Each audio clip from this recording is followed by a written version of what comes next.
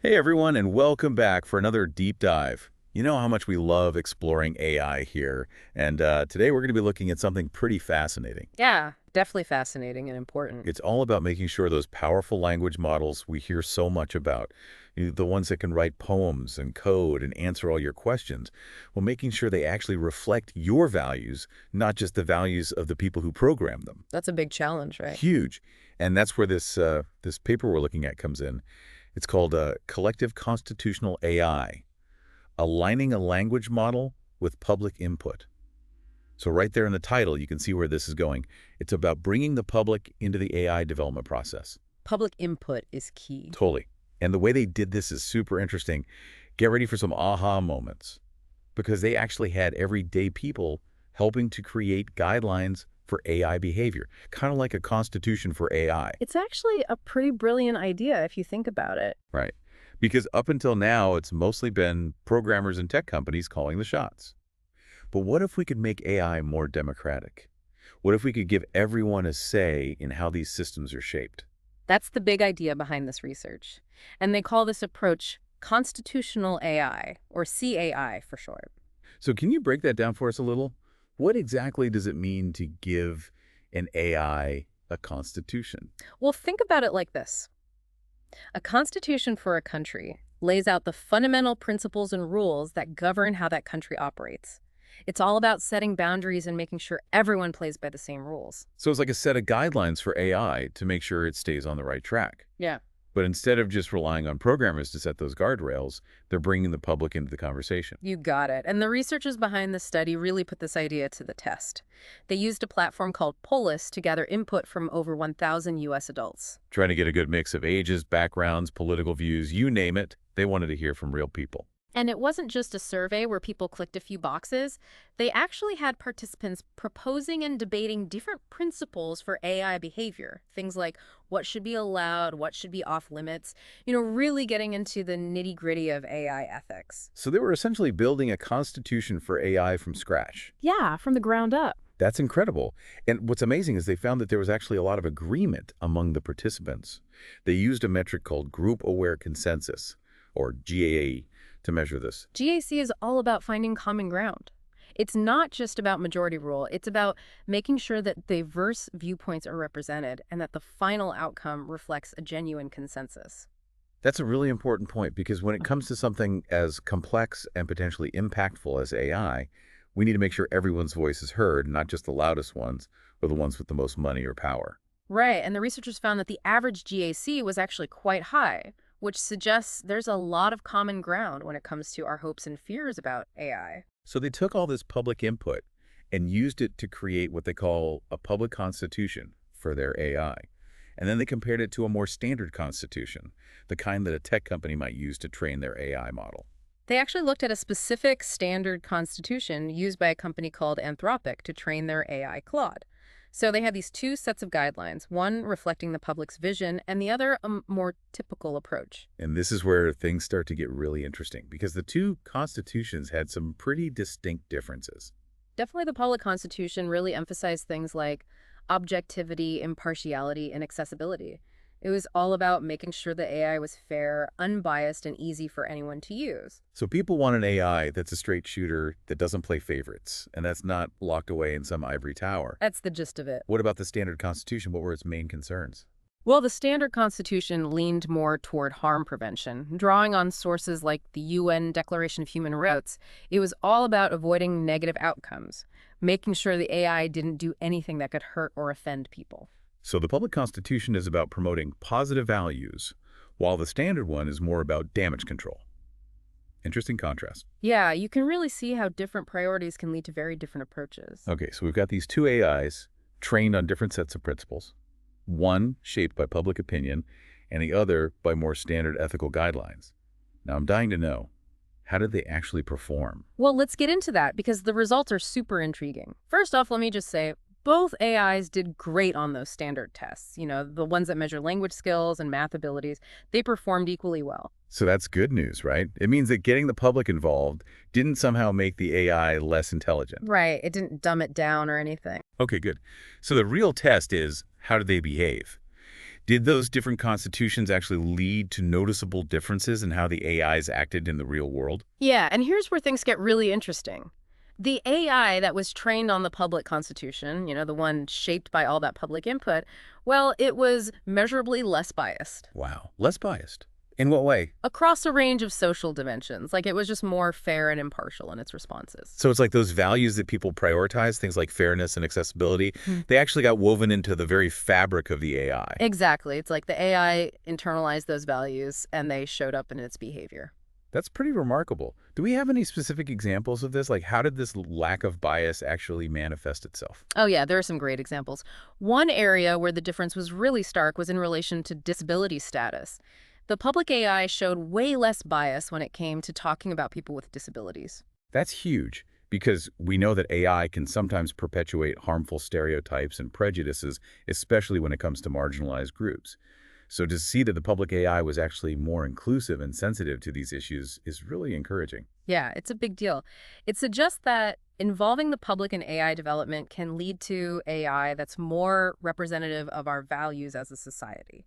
What about political bias? Was there any difference there? That's interesting, too. The public AI didn't seem to favor any particular U.S. ideology. It was pretty neutral in its responses. So that didn't lean left or right? Nope. But what's really intriguing is that it was also less likely to answer political questions altogether. Hmm. So it kind of sidestepped those hot button issues. In a way, yeah. Like it was maybe picking up on that emphasis on objectivity in the public constitution, like, hey, I'm not here to take sides. I'm here to provide information. I can see how that could be a desirable trait, especially as AI gets more involved in things like news reporting or policy making.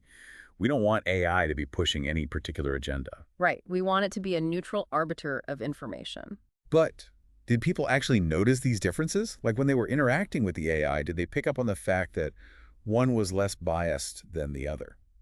That's a good question. The researchers actually had people interact with both AIs, and they found that there wasn't a significant difference in how helpful or harmless people perceived them to be. So maybe those biases were operating on a more subconscious level. Possibly. Yeah. Yeah, like people weren't consciously aware of the differences, but maybe they were still being influenced in subtle ways. It makes you wonder about all the ways AI might be shaping our thoughts and behaviors without us even realizing it. Yeah. But those subtle differences in the AI responses must have been pretty revealing. The researchers did provide some specific examples, right? They did. And some of them are really eye-opening. They actually asked the AIs about one of the guidelines from the public constitution itself. Oh, okay, this is going to be good. What happened? Well, the public AI had no problem agreeing with the guideline. It was like, yep, that's what I'm all about. Which makes sense, right? It was practically raised on that principle. Right. But what about the standard AI? Here's the kicker. The standard AI said that it didn't make value judgments. Wow. So it's like refusing to engage with the very principles that the other AI was built on. Yeah, it's a fundamental difference in outlook. It shows how those different training approaches really do lead to different ways of thinking for AIs, even if they perform similarly on those basic tests. Okay, that's fascinating. What other examples did they find? Well, they got the AIs talking about a pretty controversial topic, the moon landing. Oh boy, I can already see where this is going. Did one of them start spouting conspiracy theories? The public AI, true to its roots, stuck to the facts. It provided a scientific explanation, cited evidence, debunked some common myths. It was like having a mini encyclopedia at your fingertips. So it was informative and objective, just like those folks who created the public constitution wanted it to be. What about the standard AI? Did it go down the conspiracy theory rabbit hole?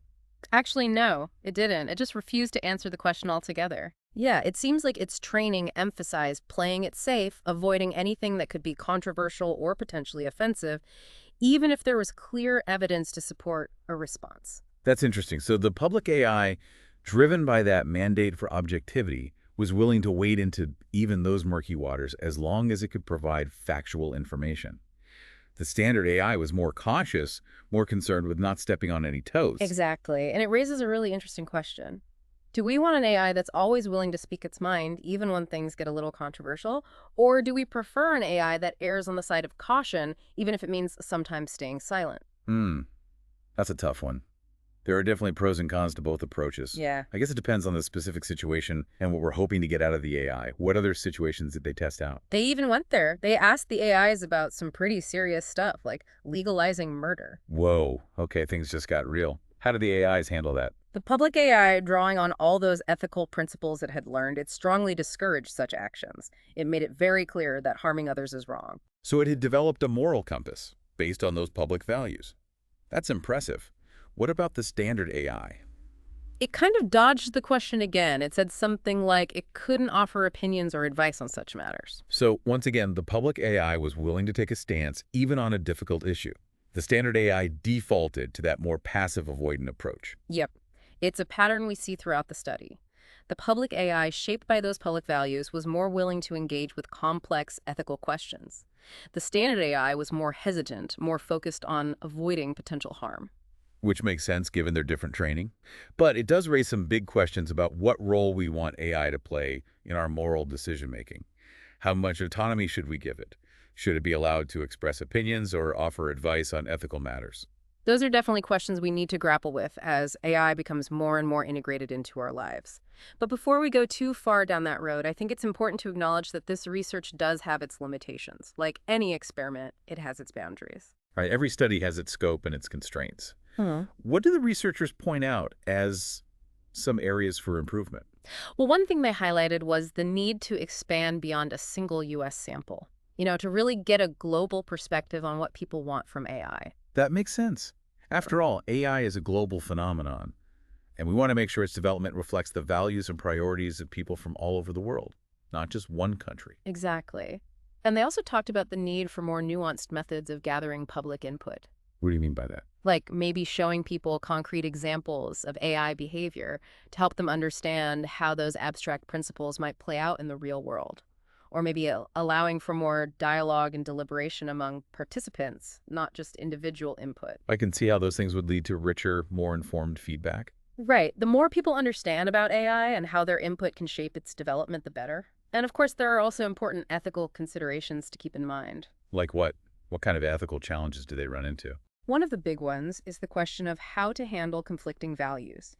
Different groups of people might have different ideas about what's right and wrong, so whose values get prioritized when we're building AI? It's not an easy question to answer. Yeah, that's a tough one. Yeah. We live in a diverse world with a lot of different perspectives and beliefs. And there's no guarantee that we'll always agree on what we want from AI. Exactly.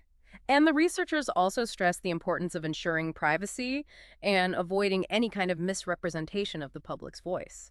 It's important to make sure that this kind of research is done ethically and responsibly. Right. We don't want to create an AI that's just a mouthpiece for a particular group or ideology. We want it to reflect the genuine diversity of human values. Absolutely. And it's worth noting that the researchers were very transparent about the fact that they made certain subjective decisions throughout the process, like choosing which statements to include in the constitutions, for example. Which is understandable.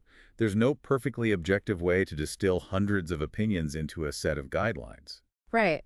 And they encouraged further research into how to minimize those subjective choices and make the process even more transparent and representative. So while this research is incredibly promising, it's clear that there's still a lot to figure out, Mm-hmm. but it's a big step in the right direction, wouldn't you say? Definitely. It opens up a whole new way of thinking about AI development. And it gives us hope that we can create AI that truly benefits all of humanity, not just a select few. I love that. It's about democratizing AI, giving everyone a seat at the table. And that's where you come in, dear listener. This isn't just some abstract academic exercise. This is about how AI is going to impact your life, your community, your world. What are your thoughts on this research? What stood out to you? What principles would you include in an AI constitution? It's pretty mind-blowing, isn't it? This whole idea of giving AI a constitution, it really makes you think about the possibilities. Yeah, it's definitely a game changer. And it's not just about the technical stuff. It's about our values, our ethics, what kind of society we want to create with AI. It's about who gets to decide what the future looks like. Exactly. We've been talking about this specific research project, the one with the public AI and the standard AI. But really, this is just the tip of the iceberg. This is a conversation that's just getting started. Right. This research is like a spark that's ignited a whole new way of thinking about AI development. Yeah. It's showing us that things don't have to be the way they've always been. Yeah. We don't have to just accept that AI is going to be created and controlled by a small group of tech elites. We can demand more. We Yeah. can demand that AI reflects the values of the people it's supposed to serve. And that's what's so exciting about this whole idea of democratizing AI. It's about empowering people to shape the technology that's shaping their lives. And it starts with education and awareness.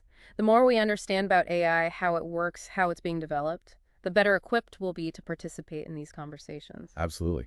We need to demystify AI, make it less intimidating, less Yeah. of a black box. It shouldn't be this exclusive club that only a few people have access to. It's knowledge that belongs to everyone. And the more we share that knowledge, the more we can ensure that AI is used for good. So what are some things people can do if they want to get involved?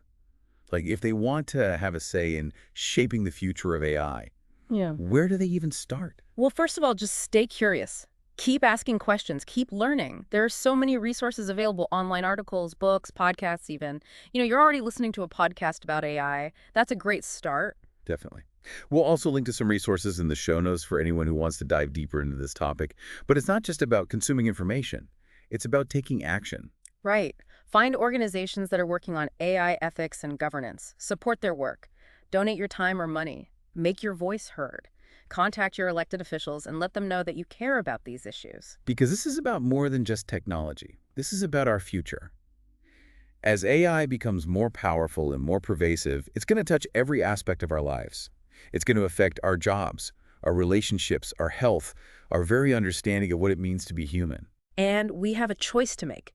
We can either sit back and let AI be shaped by a select few, or we can step up and demand that it reflects the values and aspirations of all of humanity. That's a powerful message, and it's one that we need to keep sharing. Absolutely. The future of AI is being written right now. And we all have a role to play in shaping that story. Well said. Well, it looks like we're just about out of time, but before we go, I want to thank you for joining us on this deep dive into the world of constitutional AI. It's been a fascinating journey. Thanks for having me. It's always a pleasure to talk about these important topics. And remember, folks, the conversation doesn't end here. Keep those questions coming, keep learning, keep engaging. The future of AI depends on it. And that's it for this episode of The Deep Dive. We'll see you next time for another deep dive into a topic that matters. Take care, everyone.